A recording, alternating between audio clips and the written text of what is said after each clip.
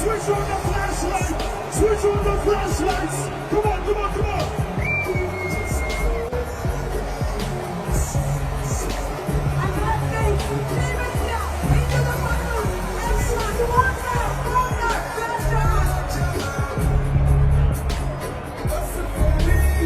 Phones out, flashlights on.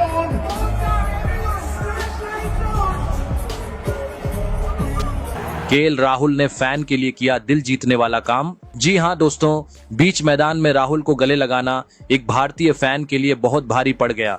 Dubai सरकार ने उस पर भारी जुर्माना लगा दिया और उसे हवालात में डाल दिया। इस खबर के बाद केएल राहुल का भी दिल पिघल गया और उन्होंने अपने फैन की मदद के लिए बड़ा ऐलान कर दिया। उनका बयान सुनकर आप भी उनकी दरियादिली को सलाम करेंगे। जी हां, बताएंगे पूरी खबर, तो वीडियो को अंत तक जरूर देखें। और अगर आप भी केएल राहुल के फैन हो तो इस वीडियो को एक लाइक जरूर करें।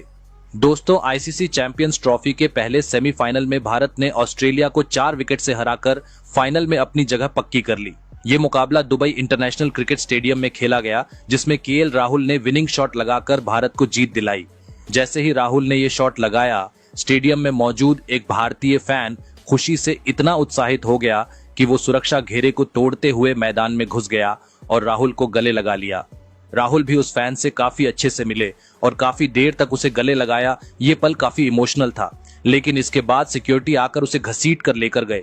दुबई में सुरक्षा बेहद कड़ी होती है और ऐसे मामलों को लेकर प्रशासन सख्त रहता है। फैन के मैदान में घुसने से सुरक्षा में चूक की बात भी उठी। हालांकि उसने किसी को नुकसान नहीं पहुंचाया और सिर्फ अपने चहेते क्रिकेटर को गले लगाया, लेकिन नियमों का उल्लंघन करने पर उसे सिक्योरिटी ने तुरंत पकड़ लिया। इसके बाद उसके साथ मारपीट भी की गई और उसे हवालात में डाल दिया गया और 20 लाख का जुर्माना भी डाला गया। ये खबर फैलते ही भारतीय क्रिकेट फैंस में आक्रोश फैल गया। लोग सवाल उठाने लगे कि ये सजा बहुत ज्यादा है, क्योंकि फैन ने कोई बड़ी गलती नहीं की थी। वो सिर्फ अपनी भावनाओं में बहकर राहुल से मिलने मैदान में पहुंच गया था। जब ये मामला चर्चा में आया तो केएल राहुल ने खुद इस पर प्रतिक्रिया दी। उनके बयान ने सभी को चौंका दिया और उनकी इंसानियत की मिसाल दी। राहुल ने साफ कहा कि यह बिल्कुल गलत हुआ। उन्होंने कहा, वो मेरा फैन था, भारतीय क्रिकेट टीम का फैन था और हमारी जीत से खुश होकर उसने ये गलती की, लेकिन उसकी इंटेंशन गलत नहीं थी, तो उसे इतनी कड़ी सजा नहीं मिलनी चाहिए। मैं उसका जुर्माना भरने को तैयार हूं और दुबई प्रशासन से अनुरोध करता हूं कि उसे रिहा कर दें। राहुल ने आगे कहा, हम अपने फैंस को अकेला नहीं छोड़ सकते। भारतीय क्रिकेट प्रेमियों के बिना हमारी कोई पहचान नहीं है। अगर कोई हमसे इतना प्यार करता है कि वो अपनी भावनाओं पर काबू नहीं रख पाता, तो उसके साथ इतनी सख्ती करना सही नहीं है। मैं पूरी कोशिश करूंगा कि वो जल्दी से जल्दी जेल से बाहर आ जाए। राहुल के इस बयान के बाद खबर आई कि दुबई प्रशासन ने फैन को रिहा कर दिया है। इस फैसले से भारतीय क्रिकेट प्रेमियों में खुशी की लहर दौड़ गई और सब ने राहुल की जमकर तारीफ की। फैन ने भी जेल से बाहर आने के बाद राहुल को धन्यवाद दिया और कहा कि वो अब जीवन भर उनका और भारतीय टीम का समर्थन करेगा। राहुल के इस कदम ने दिखा दिया कि वो सिर्फ बेहतरीन बल्लेबाज ही नहीं, बल्कि एक अच्छे इंसान भी हैं। उनकी इस दरियादिली की हर जगह सराहना हो रही है। सोशल मीडिया पर फैन कह रहे हैं कि राहुल ने साबित कर दिया कि असली हीरो वही होते हैं जो अपने चाहने वालों के लिए खड़े होते हैं। तो दोस्तों, केएल राहुल की इस शानदार जेस्चर पर आपका क्या कहना है? क्या आप भी उनकी इंसानियत को सलाम करते हैं? नीचे कमेंट करके अपनी राय जरूर दें।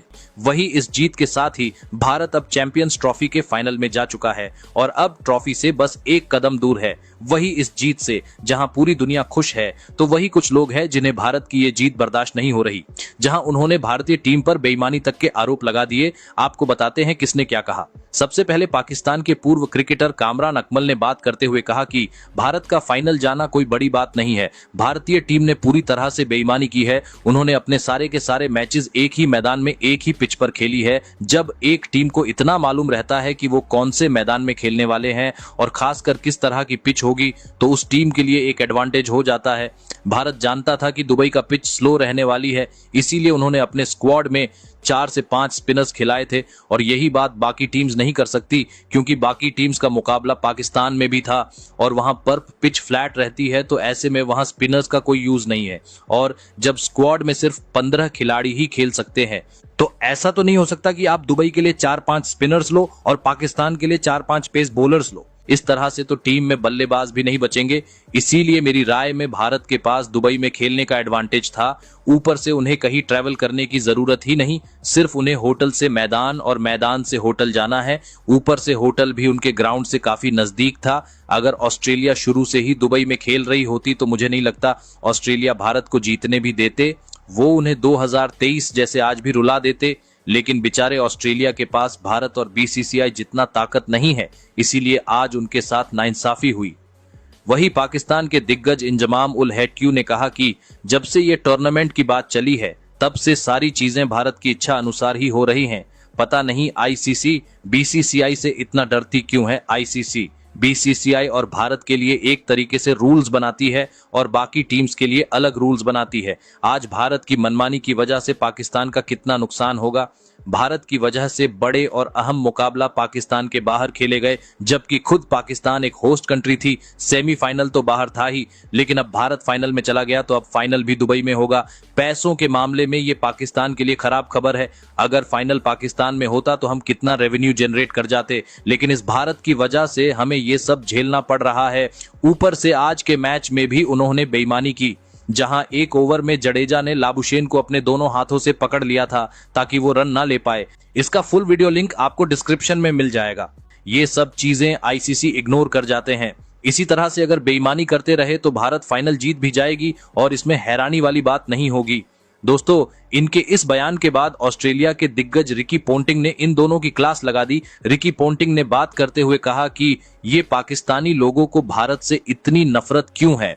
ऑस्ट्रेलिया के लोग या मीडिया भी इन सब बातों पर टिप्पणी नहीं दे रहे हैं, लेकिन उसके बावजूद ये दोनों अपने मुंह से जहर क्यों उगल रहे हैं। साफ नजर आ रहा है कि भारत ने बेहतरीन तरीके से मैच खेलकर इस मुकाबले को जीता है। ना उन्होंने कोई बेईमानी की, ना ही चीटिंग। भारतीय खिलाड़ी ऐसा हरगिज नहीं कर सकते। और जहां तक दुबई में खेलने की बात है, ये डिसीजन बाकी टीम्स के पास भी था। अगर वो चाहते तो बाकी टीम्स भी पाकिस्तान जाने से मना कर सकती थी और अपने सारे मुकाबले दुबई में खेल सकते थे। अगर पाकिस्तान में भारतीय टीम सेफ नहीं महसूस करते तो इसमें भारत की क्या गलती है। इसमें तो साफ पाकिस्तान की गलती है। और जहां तक आईसीसी का बीसीसीआई या भारत को सपोर्ट करने की बात है, मेरी राय में आईसीसी भारत को सपोर्ट नहीं करते हैं। वो भारत को भी उसी नजर से देखते हैं जिस नजर से बाकी टीमों को देखते हैं। भारत ने पाकिस्तान जाने से मना कर दिया था। अगर आईसीसी ये फैसला लेती कि वो टूर्नामेंट बिना भारत के खेलते तो ये टूर्नामेंट सबसे बोरिंग और फ्लॉप टूर्नामेंट होती, क्योंकि भारतीय टीम नहीं होती तो कोई देखता ही नहीं। सब जानते हैं कि सबसे ज्यादा पैसा भारत से आता है और उसी में से कुछ हिस्सा अब इस टूर्नामेंट में पाकिस्तान के पास भी जाने वाला है। तो ऐसे में पाकिस्तान को चुपचाप मैच देखकर एंजॉय करना चाहिए, ना कि भारत पर घटिया आरोप लगाने चाहिए। ये पाकिस्तान के लोग कभी नहीं सुधरने वाले। दोस्तों, आप रिकी पोंटिंग के इस करारे जवाब पर क्या कहना चाहोगे, कमेंट करके जरूर बताएं।